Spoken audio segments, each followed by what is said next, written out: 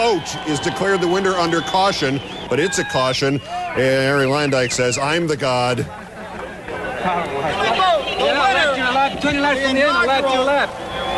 Then I had a count.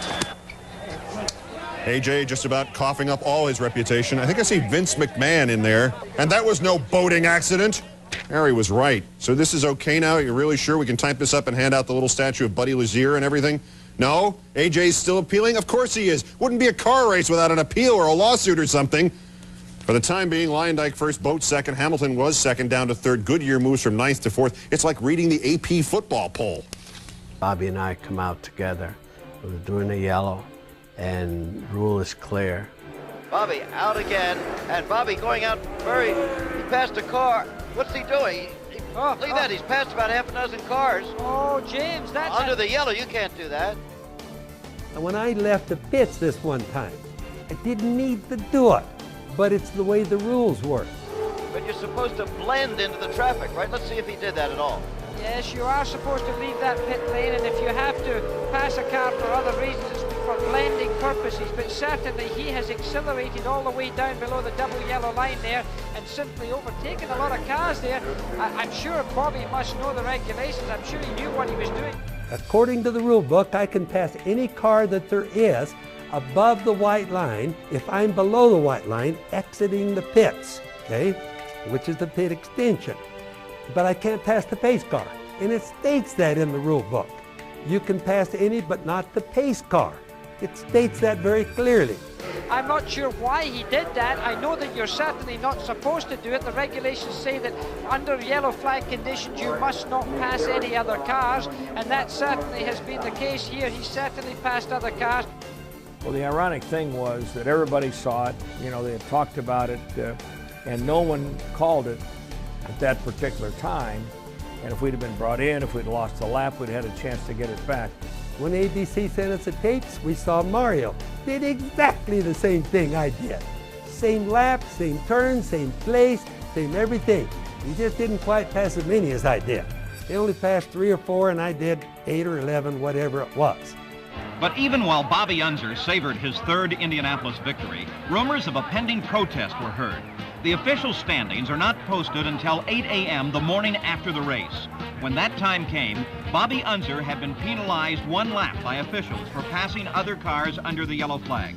An agonized Mario Andretti was declared the winner. Unser was dropped to second. I was presented everything, the ring, the pace car and everything. And then, of course, you know, the big protest. The court of last resort said, listen, we were right.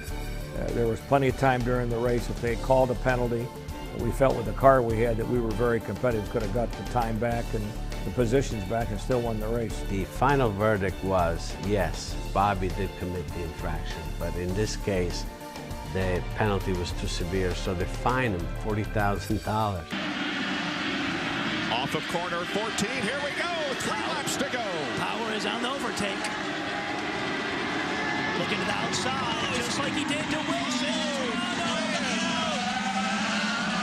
Can't do it, in fact, he loses second to Dixon. Castro Nevis with a drive-through for blocking? What? I don't, we got to see where that is, guys. Well, that has to be turn 1, but I mean, when you're the leader, you can pick your lane, and here's Briscoe, look at him putting the move on Tracy. And vice versa, how that was. They're going to... Wow. And he's coming to the checkered flag right now. Here comes and he's the checkered take flag. The checkered flag on the racetrack. Elliott will take it first, but did Scott Dixon win the race? Oh, man, what an afternoon of racing. Kind of wonder where we go with all this right now, huh? The white flag is being shown, and Johnny Rutherford has won the race. Johnny Rutherford, Lone Star JR, is the winner for the first time in 1985, and the first time in a long time. Too long to even talk about, John and Betty. This is a great day down in Texas, and a great day in Canada. He didn't have to get it up for this final 2 or 3 laps. Pancho didn't have to make the challenge. It's all over because of the little incident with Jacques Villeneuve and Bobby Rahal down at turn 1. I can just hear Pancho muttering and murmuring underneath his breath right now and rubbing those hands together. He's going to give it a shot. He'll move to the outside of Johnny Rutherford. Now, wait a minute. What happens this time?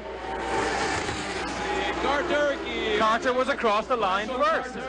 Pancho Carter may have won this race. We may have been premature. That race may have just gone to Pancho Carter. Let's wait for an official word.